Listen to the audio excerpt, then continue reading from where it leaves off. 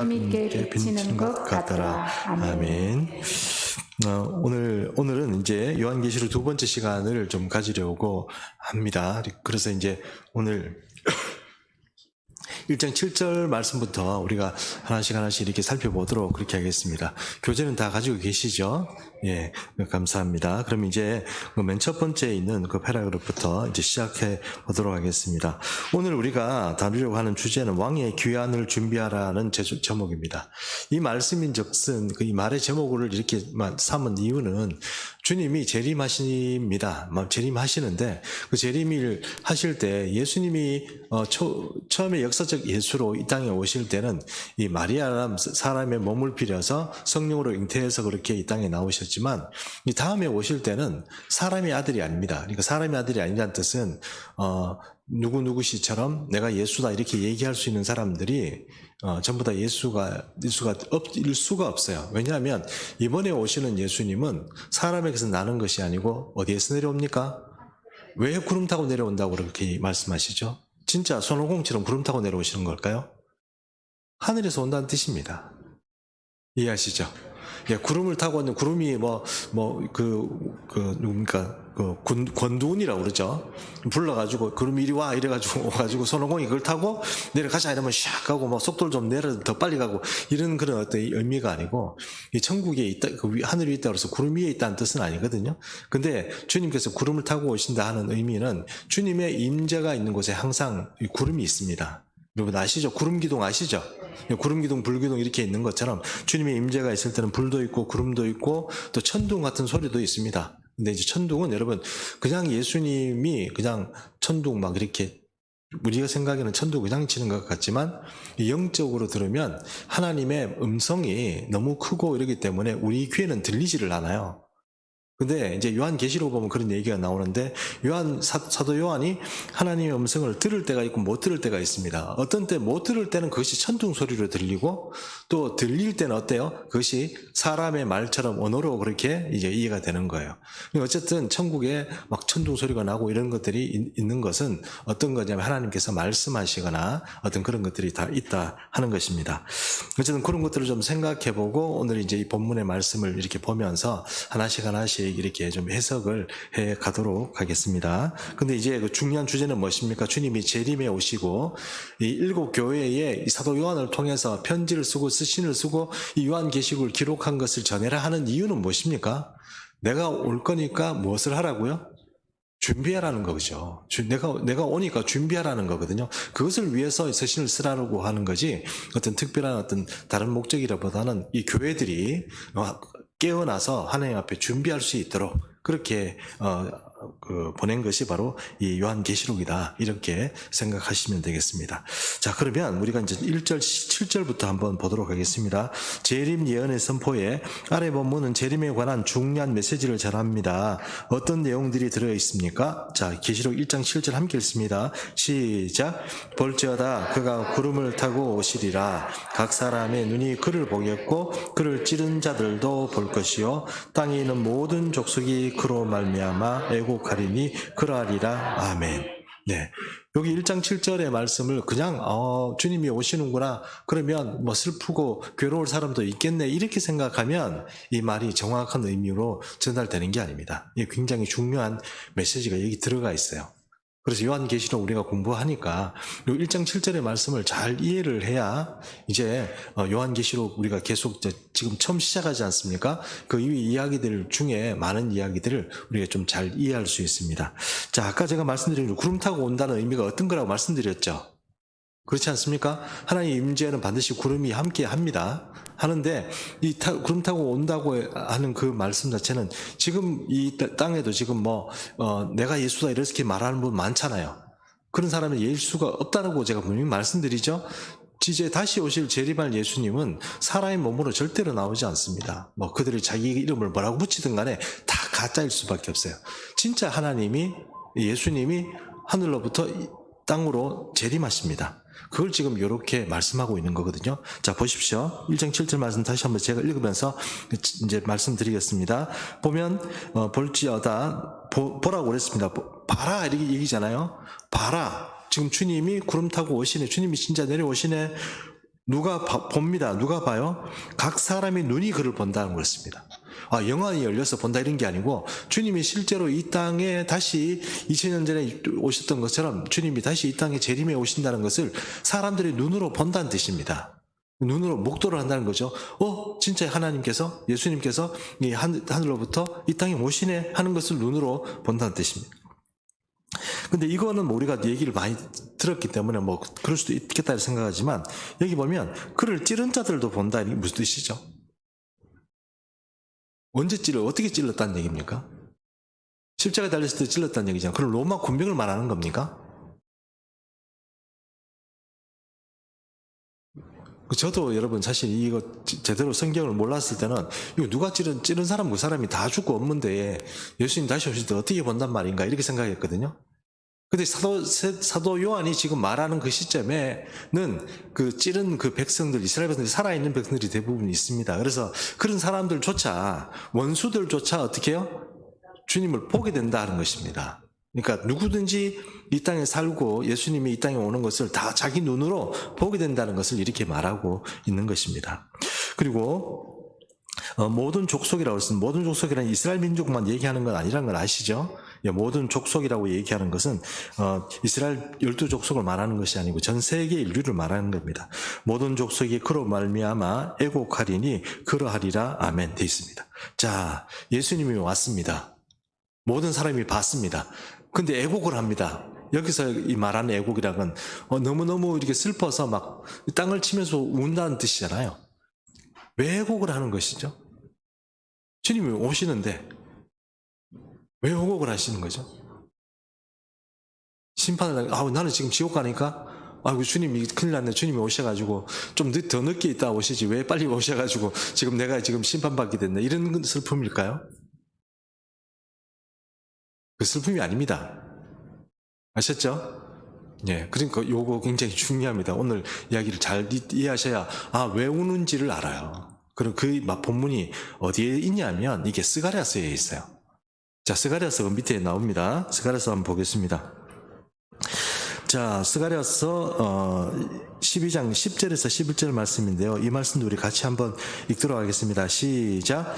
내가 다윗의 집과 예루살렘 주민에게 은총과 강구하는 심령을 부어주리니 그들이 그 찌른 바 그를 바라보고 그를 위하여 애통하기를 독자를 위하여 애통하듯 하며 그를 위하여 통곡하기를 장자를 위하여 통곡하듯 하리라.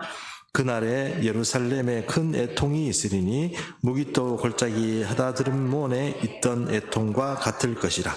조금 어려운 말이긴 한데 이 스가랴 말은 그 유대 역사나 유대의 어떤 그런 사역들을 잘 이해를 하면 스가랴 말씀을 좀 이해할 수 있습니다. 스가랴 선지자가 말한 이야기를 지금 사도 요한이 어떻게 얘기해요? 그대로 차용하고 있죠. 그러니까 요한계시록을 이해하는 일에 있어서 이 구약을 잘 모르면 절대로 이 말이 이해가 잘 안 됩니다. 그래서 이 말이 어디서 왔냐? 이거 바로 스가랴에서 왔어요. 그럼 스가랴에서 말하고 있는 이 본문의 이야기를 우리가 좀 먼저 잘 이해를 하면 이 사람들 왜 우는지 알겠죠? 그렇죠? 그래서 이 왜 우느냐 하면은 여기 보니까 내가 다윗의 집과 예루살렘의 주민에게 은총과 간구하는 심령을 부어줘서 우는 거예요. 자, 주목. 다시 저보고 한번 여러분 한번 대답해 보십시오. 예수님이 오시기 전에 회개 운동이 일어납니까? 아니면 예수님이 오시고 난 후에 이 회개 운동이 일어납니까? 우리는 일반적으로 어떻게 생각해요? 예수님 오기 전에 우리 회개 운동이 일어나고 우리가 막 애통하는 그런 일이 일어난다고 얘기하잖아요. 근데 지금 이 성경 말씀을 보니 어떻습니까?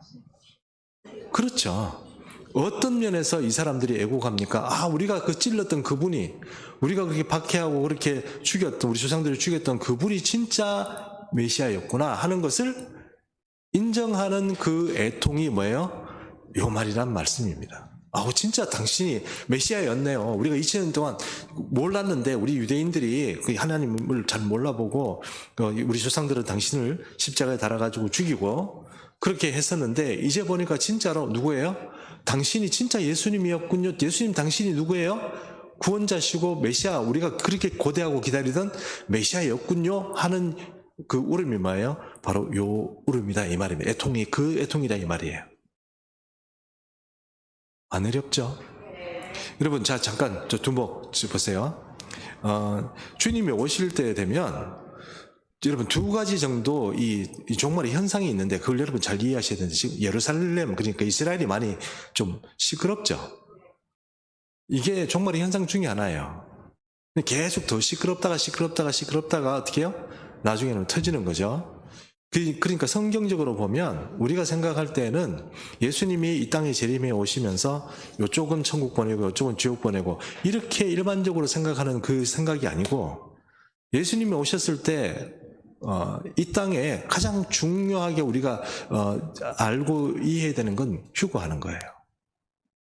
늘 말씀드렸잖아요. 부활의 첫 열매인 예수님을 따라서 우리가 어떻게 해요? 휴거되는 게 제일 중요해요.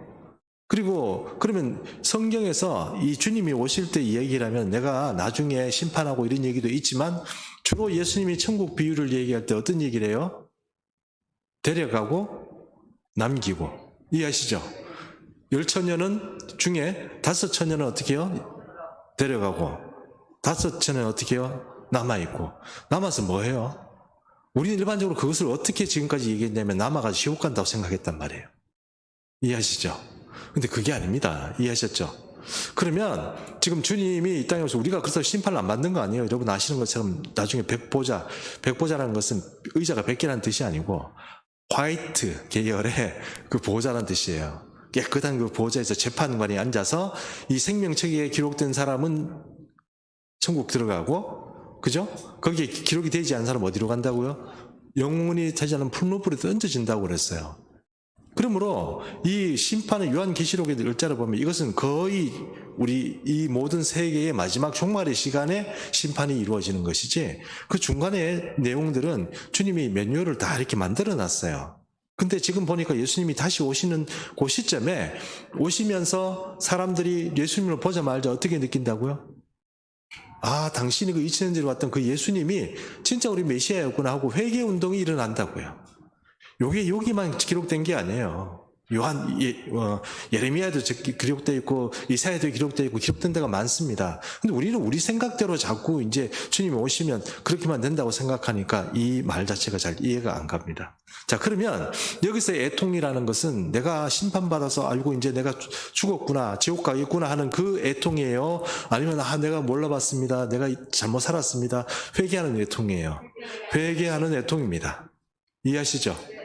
예, 그리고 회개하는 애통입니다. 주님이 이 땅에 오시기 전에 벌써 공중재림을 하시죠? 공중재림은 하십니다. 공중재림 하시는데, 그때는 휴거될 사람한테 휴거가 되고, 남겨질 사람은 그대로 남겨집니다. 남기적 무조건 전부 다 빗자루로 쓸어서 지역에 집어넣는 게 아니고, 바로 예수님과 함께 또 예수님이 살아가는 그런 어떤 그 삶들 가운데 있는 그 상황들을 보게 된다는 것입니다.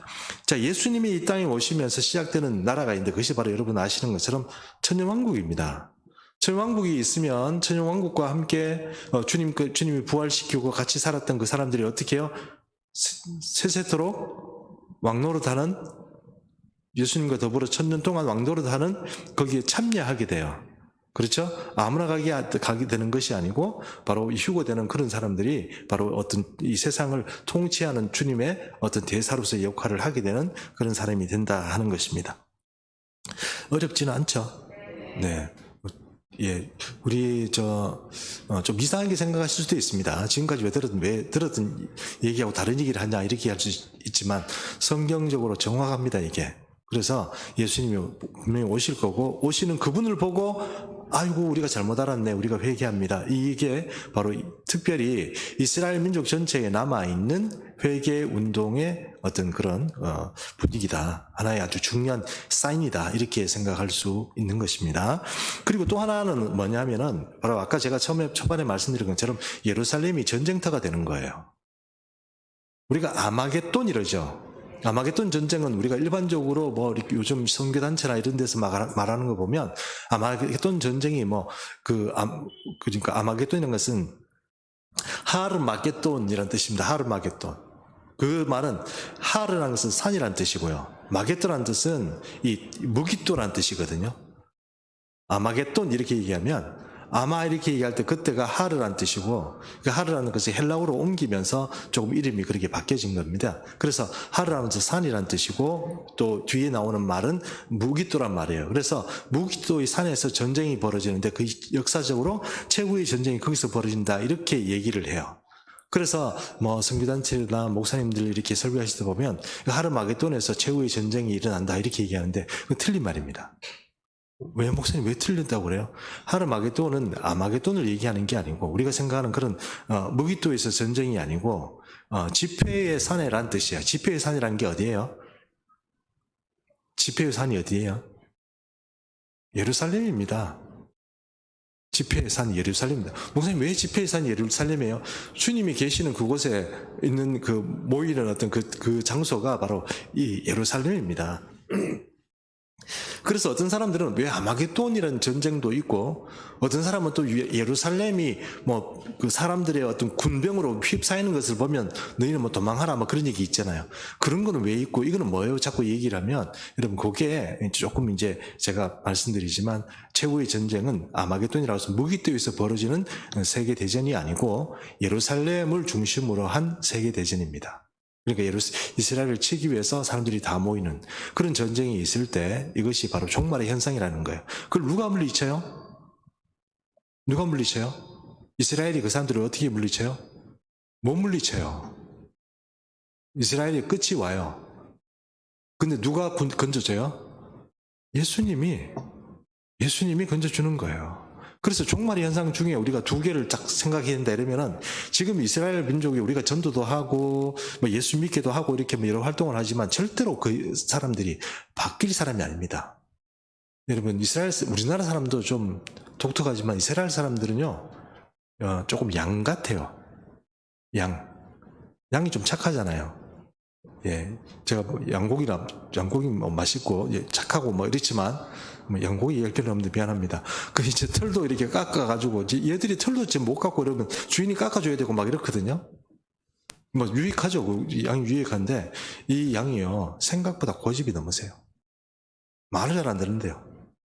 근데 그런 이제 그 양을요, 이제 하나님께, 우리가 지금 이스라엘 민족이, 우리가 또 우리 민족하고 또 이 정서가 비슷해가지고 이스라엘 민족, 저도 이스라엘 민족 좋아하는데 거기서 한국 사람들이 선교해보고 거기 가서 살아보면 때려 죽이고 싶대요. 말을만 듣고 너무 고집이 세고 지 얘기만 하고 도덕적이지도 않고 남을 배려하고 이런 것도 없대요. 미친대요. 자, 그런 걸 생각해 보면 이 사람들은 여러분 그냥 예수 믿게 되고 바뀌냐, 그렇게 되지 않습니다. 확실히 말씀드리죠. 물론 그 전에 예수님 믿게 하도록 우리가 선교도 해야 되고 전도도 해야 되지만, 결정적으로 그 이스라엘 전체의 회개운동이 탁 본격적으로 일어나는 것은 언제이냐 하면 예수님 오기 전이 아니고 후입니다. 계시록이 말하고 있잖아요. 이해하시죠? 예, 그렇게 된다는 거예요. 그래서 이제 여기 나와 있는 것처럼 이제 회개 운동이 있고 부흥의 운동, 예수님을 이제 알아보고, 그때 호산나 하는 겁니다.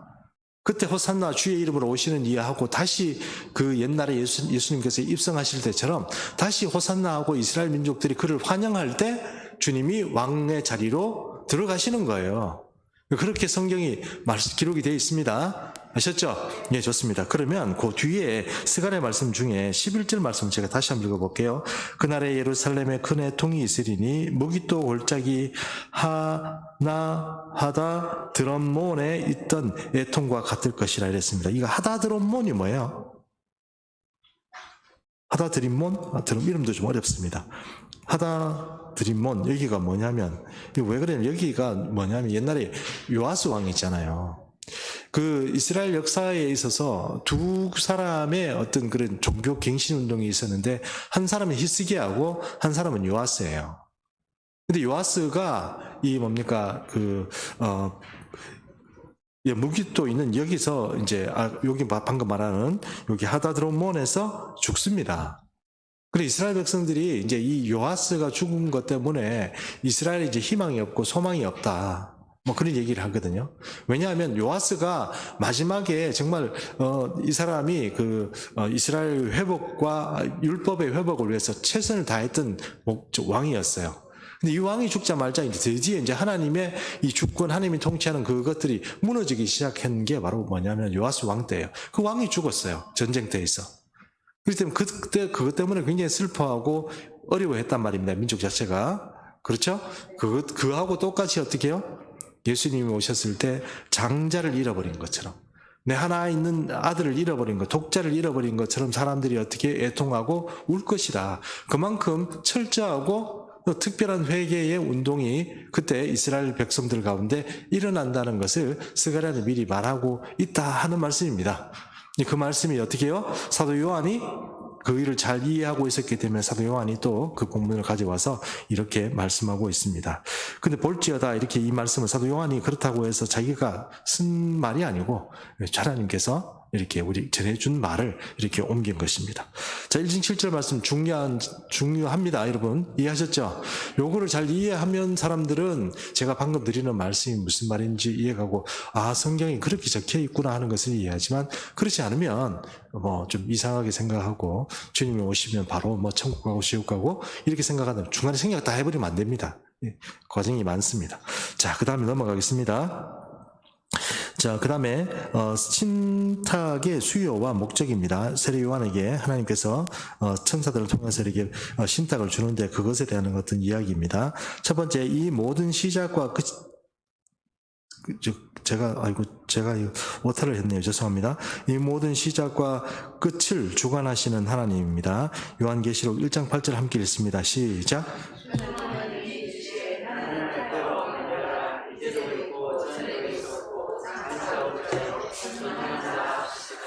네, 여기서 아멘. 여기서 하나님이 뭐라고 말씀합니다. 나는 알파 오메가다 이렇게 얘기하죠. 알파는 처음이라는 것이고 오메가는 끝이라는 뜻이잖아요. 그러니까 알파라는 뜻은 천지를 만든 것도 나고, 그죠? 그리고 이 모든 종말의 시간, 내가 이 시간들을 정리하고 이 요한계시록을 통해서 내가 그 설교도와 시나리오를 여러분에게 너희들에게 공개하겠다고 내가 할 계획을 오픈을 해주는 것도 누구예요? 하나님이란 뜻입니다. 그러니까 여기서 오메가라는 뜻은 뭡니까? 역사의 종말을 얘기하는 것이고 여호와의 날을 얘기하는 것이고 그날 그때를 말하는 것이죠. 그래서 이 시작과 끝을 이렇게 다 정리하시는 그 하나님의 어떤 주권과 통치를 지금 이 말씀을 8점 말씀을 통해서 말씀하고 있는 것입니다. 그 다음에 계시록 1장 9절은 전하는 자의 자격입니다. 1장 9절 말씀을 같이 읽습니다. 시작. 나 요한은 너희 형제여 예수의 환난과 나라에 동참하는 자라. 하나님의 말씀과 예수의 증언하심으로 말미암아 반모라 하는 섬에 있었더니, 지난주에 제가 말씀드렸죠. 세례 요한이 이제 다른 사람들은 뭐 베드로도 죽고 도마도 인도에서 죽고 여러 사람이 이제 뭐 그 선교지로 흩어져 가지고 우리가 생각한 것보다 훨씬 더 먼 지역으로 이 초대교회 때부터 이 사도들이 멀리 나가서 많이 죽었단 말입니다. 십자가도 죽고 뭐 온갖 이유로 죽었는데, 물론 기적도 많이 드러나고 그렇게 했겠죠. 근데 세례 요한은 사도 요한은 어떻습니까? 안 죽었다고 그랬습니다. 이 사람을 죽일 수가 없어요. 제가 말씀드린 것처럼 그게 초대교회의 전승입니다. 왜 다른 사람은 다 죽었는데 요한 안 죽었냐? 요한이 처세술이 뛰어났냐? 그런 거 아니거든요. 요한은 다른 사람 피해가지고 도망다녔냐? 그런 것도 아닙니다. 그런데 요한은 왜 못 죽였냐? 이렇게 얘기하면 이 사람들의 초대교회의 전승에 따르면 이 사람을 죽이려고 해도 안 죽어서 그렇게 한 거죠. 뭐 예를 들어서 우리 옛날에 사약 이렇게 내리잖아요. 사약 여러분 아시죠? 왕이 사약을 내려가지고 이렇게 먹으면, 우리는 사약 먹으면 바로 먹으면 피토하고 바로 죽는 것 같잖아요. 안 그렇대요. 잘 안 죽는데요. 약이 약해가지고 한 그릇 더 가져와 이래가지고 또 마시고 나중에 배 터져 죽는다 이런 얘기도 있지 않습니까? 그러니까 이건 뭐 우스갯소리입니다만, 사도 요한은 이 로마 정부에서 이 사람을 안 죽이려고 한 게 아닐 거예요, 아마. 왜냐하면 다른 사도들 다 하고 그 우두머리 사도인데 그 밑에 있는 여러 제자들도 다 잡아서 죽이는 판에 이 사도 요한을 안 죽이려고 했던 건 아닐 겁니다. 근데 안 죽은 거예요. 그러니까 저 사람은 도저히 안 되겠다. 어떻게 했어요? 유배를 보냈습니다. 그것이 어떤 섬이요? 반모섬에 가서 유배를 당했다 하는 것입니다. 자, 자기를 이렇게 설명합니다. 나 요한은 너희 형제다. 너하고 같은 다 예수 믿는 형제고, 예수의 환난과 나라와 참음에 동참하는 자다. 이렇게 말합니다. 하나님의 말씀과 예수의 증언, 내가 증언하고 하나님의 말씀을 증언하였기 때문에 내가 지금 옥에 갇혀가지고 이 반모섬으로 유배를 와 있다. 그 사람이 나다. 이 편지를 쓰는 사람이 그렇게 자신을 설명하는 것입니다. 일반적으로 이게 왜 독특하냐면요. 요한계시록 이외에 초대 교회에 이 묵시록 형태의 묵시문학이라고 하는 형태의 문서들이 굉장히 많이 나왔어요. 근데 그 묵시들을 보면 이름이 없어요. 대부분. 이름이 없이 그냥 묵시들이 앞으로 어떻게 될 것이다. 내가 꿈에 봤는데 하나님께서 어떻게 얘기했다. 주님께서 나를 찾아와서 어떤 말씀을 해주셨다. 이런 얘기들이 엄청 많아요. 묵시 문학이 엄청 발달이 되어 있어요. 예수님이 오시기 전부터 시작해서 지금 사도 요한이 얘기하는 요 시간까지도 계속 그런 문서들이 많이 나오죠. 글도 많고 자기가 나름대로 선지자라고 그러고 그런 사람들 글이 많았어요. 그런데 거의 우리 정경 안에 들어왔을 때 거의 유일하다시피 하고 세례 요한은 뭐예요? 이 묵시록의 저자로서 자기가 누구라는 걸 밝히고 있어요. 그럼 여러분 보세요. 제가 만약에 이거 그냥 가정입니다. 제가 이 말을 해야 되는데 하나님이 너는 어떻게 해서 뭘 해라 이렇게 해가지고 제가 했어요. 딱 했는데 이걸 딱 세상에 공개하려고 하니까 어떤 문제가 생기냐면 사람들이 저 사람이 이단 아니냐 이러면 손가락질 할 거 아니에요. 맞죠? 손가락질 한다고 일을 생각하면 이 사람들이 그런 부담을 줄이기 위해서 자기가 할 수 있는 제스처가 뭘까요? 이러면 안 밝히는 거죠. 무명의 선지자, 무명의 어떤 그런 것들 할 거 아니에요.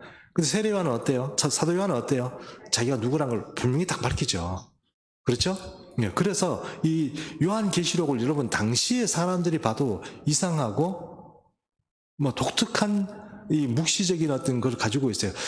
그때 그 사람들도 묵시적인 환상 얘기 나오고 꿈 얘기 나오면 그런 거는 정경에 넣으려고 안 했을 거예요. 그럼에도 불구하고 누가 이 저자예요? 사도 요한이니까 이분은 이거 하나 넣어줘야 돼 이렇게 되는 거 아닙니까? 좀 우리가 이해하지 못하더라도 그렇죠? 예, 그런 것이 바로 사도 요한이 요한계시록을 썼다 하는 것을 지금 그래서 밝히고 있는 것입니다. 자, 3번 보겠습니다. 신탁의 과정과 목적입니다. 요한계시록 1장 10절 말씀부터 11절 말씀이죠. 같이 읽습니다. 시작. 주의 날에 내가 성령이 감동되어 뇌 뒤에서 나는 나팔 소리 같은 큰 음성을 들으니 이르되 내가 보는 것을 두루마리에 서서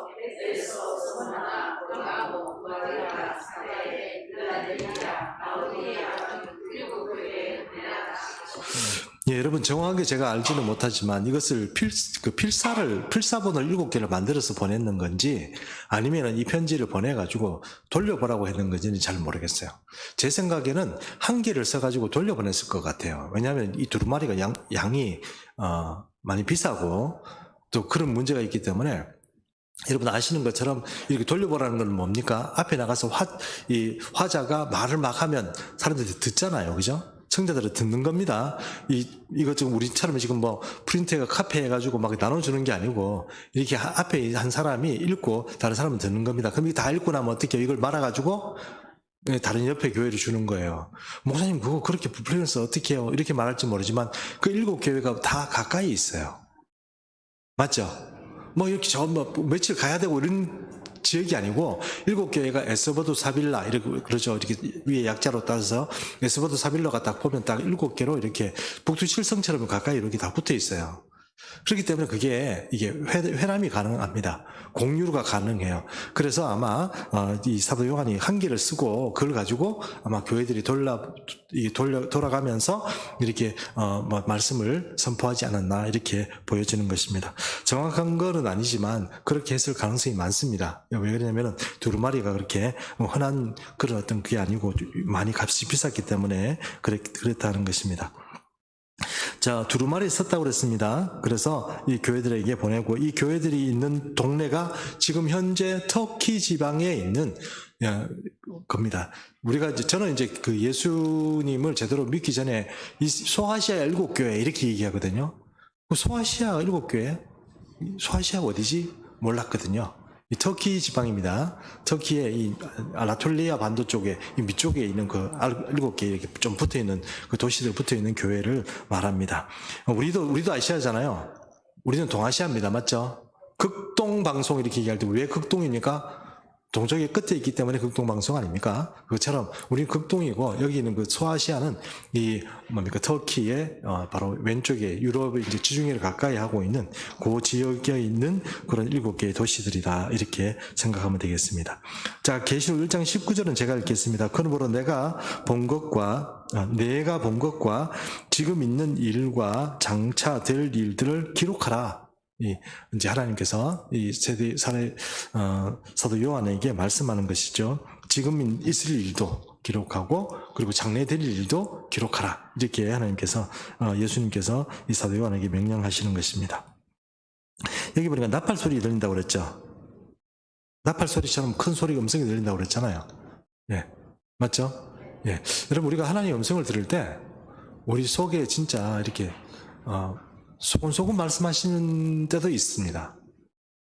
뭐 성령을 통해서 우리 마음에 감동을 느끼시면서 말씀하실 때가 있는데 그때 들어보면 큰 소리는 아닌데 아주 작은 소리인데 명확하게 들려요.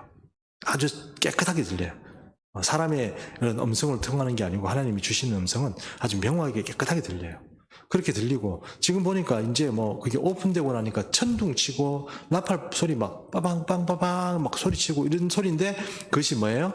하나님의 음성이라는 이 말입니다. 요한계시록을 볼 때 보면 그 보좌에서 큰 이렇게 소리가 났다 이렇게 얘기하면 우리는 어떻게 이해를 해야 되냐면 하나님께서 뭐라고 말씀하셨구나 보좌에서 이렇게 이해를 하면 그게 답입니다. 왜 그러냐 하는 것은 우리가 나중에 보면서 조금씩 이렇게 그 계시록을 좀 하면서 얘기를 해드리겠습니다. 자, 그 다음에 요한은 예수님이 지적해서 그 다음에 이제 마지막에 큰 세 번째 주제, 다시 만난 예수님의 형상입니다. 요한은 예수님을 지척에서 모신 사도입니다. 그가 아는 예수님은 인자와 사랑이 많으시고 긍휼이 많으신 분이었습니다. 그러나 지금의 예수님은 전혀 새로운 모습입니다. 여러분 사도 요한이 이제 항상 주님 가까이 있으면서 주님을 잘 모셨거든요. 예, 그랬는데 여러분 제가 한 번도 말씀드렸죠. 그 자리에 앉아서 식사를 할 때 보면 예수님 바로 옆에 항상 누가 앉았어요? 사도 요한이 앉았습니다. 그만큼 사랑하는 애제자입니다. 애제자입니다. 수제자는 베드로지만 애제자가 누구예요? 요한입니다. 근데 이 요한이 보니까 이 요한이 자기가 하나님의 예수님 사랑을 많이 받고 이렇게 살았는데 이제 지금 만나본 이 하나님은 완전히 자기가 알고 있던 그 하나님이 아닙니다. 예수님이 아닙니다. 완전히 다른 분이죠. 자, 계시록 1장 12절에 16절 말씀 우리 한번 제가 한번 읽어보겠습니다. 몸을 돌이켜 나팔 소리가 났습니다. 나팔 그 음성을 누가 얘기하는가 싶어서 몸을 돌이켜 나에게 말하는 음성을 알아보려고 돌이킬 때에 7 금 촛대를 보았는데 촛대 사이에 인자 같은 이가 발에 끌리는 옷을 입고 가슴에 금띠를 띠고 이렇게 돼 있죠. 여러분 거기다 인자 동그라미 치세요. 인자.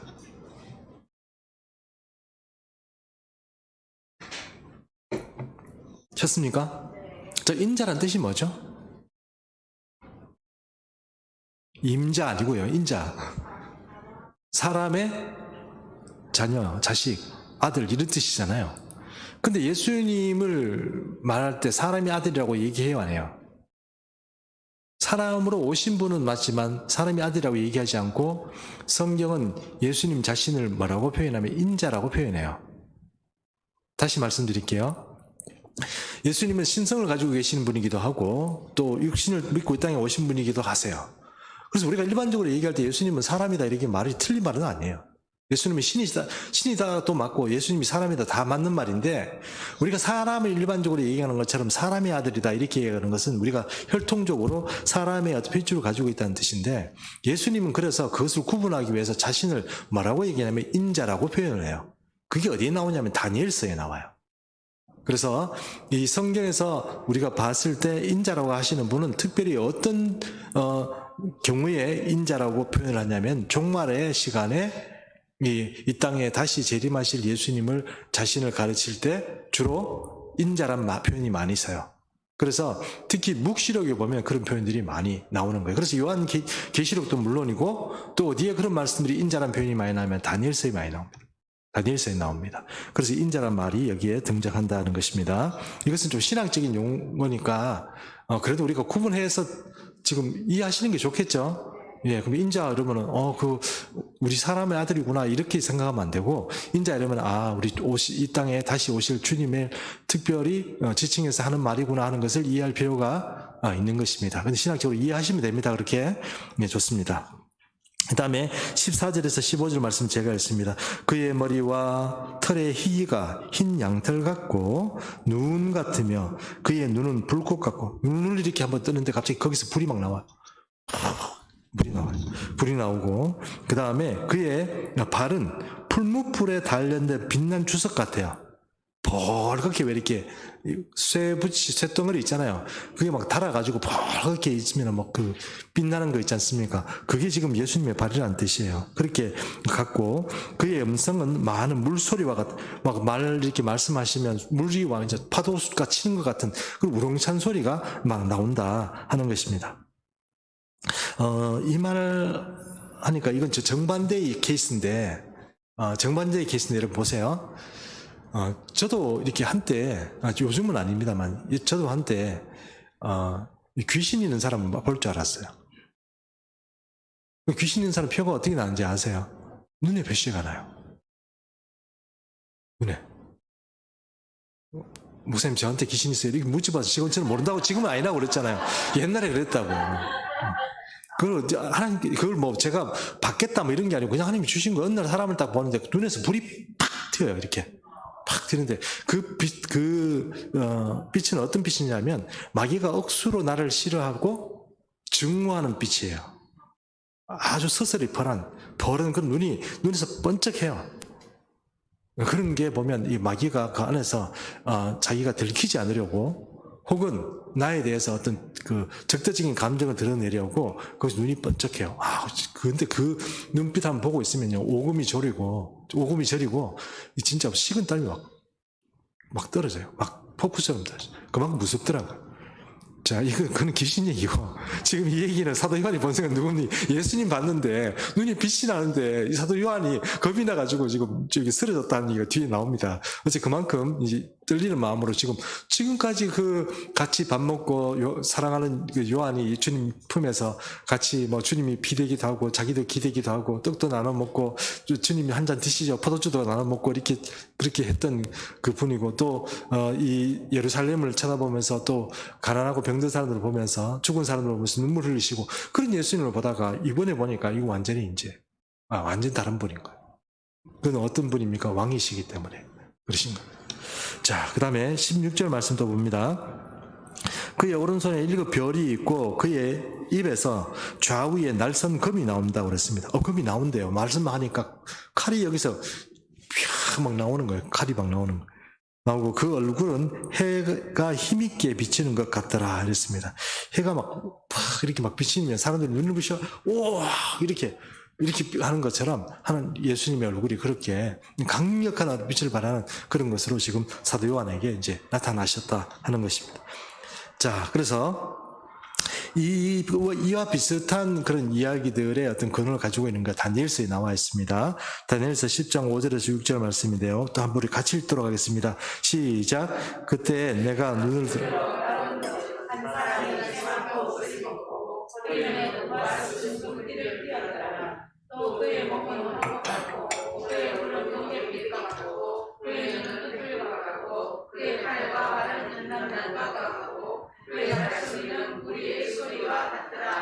약간 틀린 표현을 하고 있지만 어떻습니까? 비슷한 이야기를 지금 하고 있죠.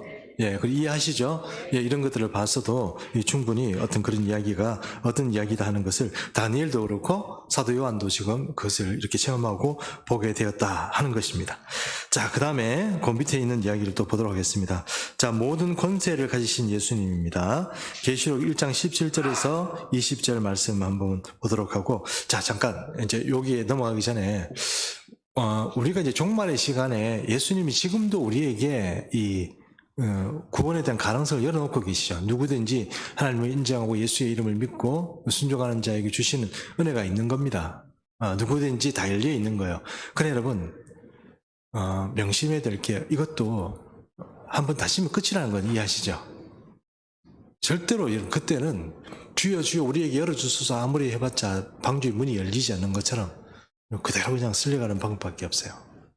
그리고 지금 이런 거를 맞춰가지고 내가 그렇게 맞춰가지고 주님 오실 때 좀 돼가지고 내가 신앙생활 열심히 하고 지금은 좀 뭐 돈도 좀 벌고 뭐 내가 세상 사는 거 좀 재미도 느끼고 그렇게 살아야지. 그렇게 되면 여러분 제가 말씀드렸죠. 10처녀 중에 어떤 처녀라고요? 예, 안일하게 살아가고 예비하지 않은 5처녀라고요. 지금부터 준비 안 하는데 나중에 그 주님이 이렇게 갑자기 오실 텐데 그때 돼가지고 내가 딱 맞춰가지고 해야지. 여러분 그거 맞춘 사람 아무도 없잖아요 이 땅에. 근데 꼭 그걸 맞춰가지고 내가 그때까지 맞춰가지고 내 살들을 다 살고 그때 좀 맞춰가지고 내가 착하게 살아야지 이렇게 되는 게 아니라고요. 우리가 하나님 앞에 가면 우리 삶의 모든 레코딩이 다 돼 있는 거예요. 주님 앞에 가면 그것들이 다 평가받거든요. 근데 천국에 들어갈 만큼 자기가 안 되는데도 생명책에 내 이름이 흐릿한데도 나는 괜찮은 줄 알고 그렇게 살아가면 이제 곤란하잖아요. 왜 천국 공동체가 돼야 되고 우리가 서로 격려하면서 이 길을 가야 되느냐. 그래서 우리가 지금 한 명도 탈락시키지 않고 우리가 전부 어떻게 해요? 천국에 다 들어가자는 어떤 그런 연대를 하려고 하는 것이지. 그래서 뭐 저는 이런 생각도 들어요. 여러분하고 같이 그냥 요렇게 살다가 뭐 죽어도 저는 뭐 여한이 없어요. 네, 됐습니다. 더 이상 제 얘기를 그만하겠습니다.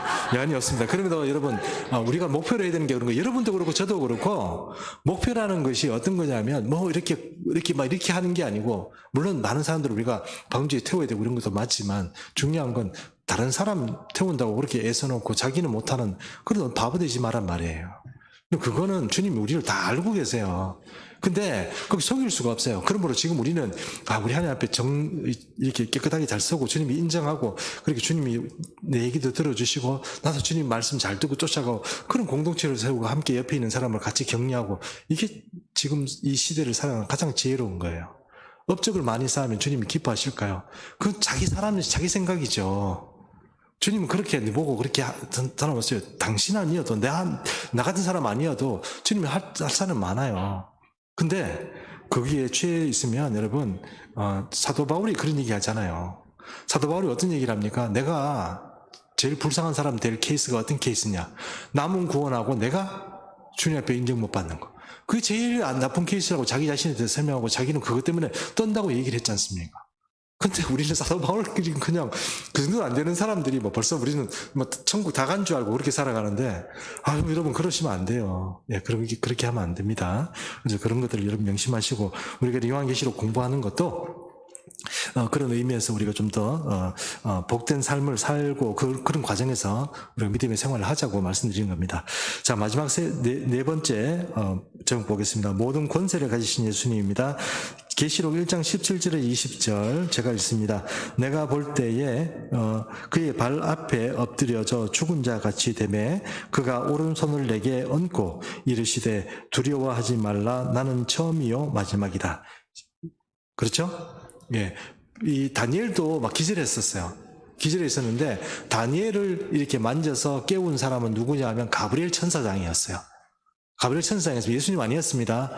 근데 다니엘은 이 환상은 봤어요. 예수님의 환상을 봤어요. 인자라는 그 환상을 보긴 봤지만 기절해가지고 있는데 그때 기절해 잠이 들었죠. 그러니까 그 자기를 깨운 사람은 가브리엘 천사가 깨운 거고 이 사도 요한은 어때요? 예수님이 직접 깨운 겁니다. 아셨죠? 예수님 직접 깨우신 겁니다. 그리고 18절 곧 살아있는 자라 내가 전에 죽었노라 볼지어다 이제 세세토록 살아있어 사망과 음부의 열쇠를 가졌노니 됐죠? 맞죠? 예. 그럼 사망과 음부가 다릅니까? 열쇠가 달라요? 다릅니다. 예, 사망과 음부의 열쇠 키가 달라요. 그것을 구원세를 누가 가지고 계세요? 예수님이 가지고 계세요. 목사님 그게 뭡니까 이렇게 하지만 여러분 이거를 잠궈버리고 열고 하는 것 자체가 이게 장소가 있다는 뜻이고 실체가 있다는 뜻이에요. 실체가 없는데 키를 가지고 열고 이렇게 다 필요가 없잖아요. 이걸 우리가 생각하는 것처럼 어떤 비유, 은유의 어떤 그런 의미로 해석을 해가지고 사망도 하나님 예수님께서 정복하셨고 또 음부도 정복하셨고 악의 세력도 정복하셨으니까 주님께서 이제 어떤 그런 악한 세력들을 막아준다 이렇게만 생각하는 게 아니고 음부도 있는 거예요. 그걸 주님께서 열고 닫고 하실 수 있는 거, 그 권세를 가지고 있는 게 주님이란 뜻이고 사망도 마찬가지예요. 더 이상 사망을 없애버리는 것도 주님이 하실 수 있는 일이다 하는 것입니다. 그 일을 지금 주님께서 그 키를 가지고 있다는 것입니다. 마지막 절 1장 20절 함께 읽습니다. 시작. 내가 본 것은 내 오른손에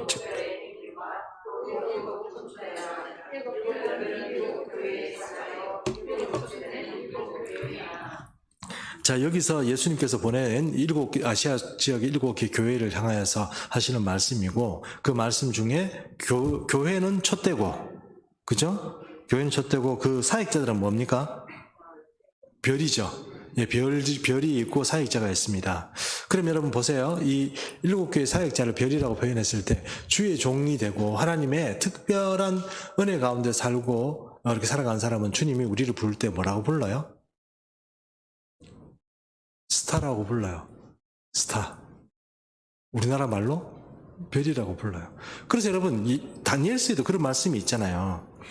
사람들을 의의 길로 돌이키기에, 많은 사람을 의의 길로 돌이키는 사람은 어떤 사람이 된다고요? 별처럼 별가 된다. 하늘의 별처럼, 공창 위의 별처럼 된다고 그렇게 말씀하잖아요.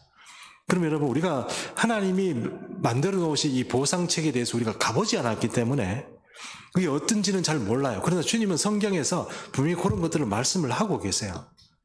자, 그래서 오늘 이 말씀을 보고 우리가 우리 시대를 잘 이렇게 살아가고 주님이 오실 때가 다 돼서 우리 1차 목표는 주님이 오실 때 이 땅에서 주님을 맞이하는 게 아니고 뭐예요?